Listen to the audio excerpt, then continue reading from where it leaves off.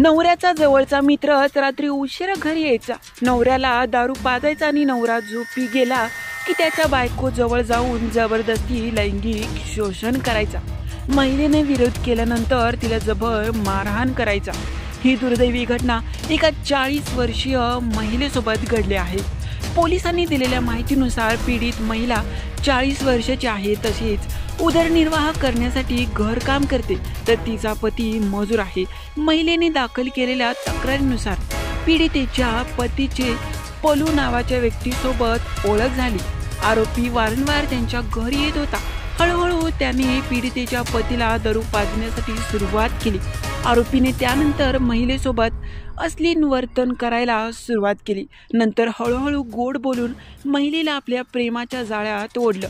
तिची सुंदरता पाहून तो आधीच घायाळ झाला होता. तिचा विश्वास संपादित केला. तसेच तिच्यासोबत शारीरिक संबंध सुद्धा क्रोधच ठेवू लागला. पलू वारंवार पतीच्या आणि त्या मित्राला आपल्या विश्वासात घेऊन त्याला दारू पाजत असे. तसेच महिलेचे लैंगिक शोषण केले. अनेक महिने हा प्रकार सुरूच होता.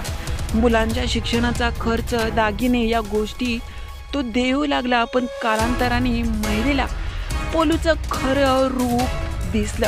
तिने त्याच्यासोबत शरीर सेम ठेवण्यासाठी नकार दिला. त्यावेळेस आरोपीने रागात तिला मारहाण सुद्धा केली. त्याने थेट महिलेला मारहाण करण्यास सुरुवात केली. त्यानंतर महिलेने सीबीगंज पोलीस ठाणे गाठलं आणि त्या आरोपीच्या विरोधात तक्रार दाखल केली. पोलिसांनी महिलेला तातडीने जिल्हा रुग्णालयात दाखल केले असून आरोपी पलूला ताब्यात घेतला आहे. ही घटना उत्तर प्रदेशमधील बरेली जिल्ह्यातील सीबीगंज पोलीस स्टेशन परिसरामध्ये घडली. पीडितेने आरोपी विरोधात गुन्हा दाखल केला. मात्र जिवलग मित्राला रात्री दारू पाजून त्याच्याच बायकोसोबत शरीर संबंध ठेवणाऱ्या ह्या मित्राविषयी तुम्हाला काय वाटतं ते आम्हाला नक्की कळवा.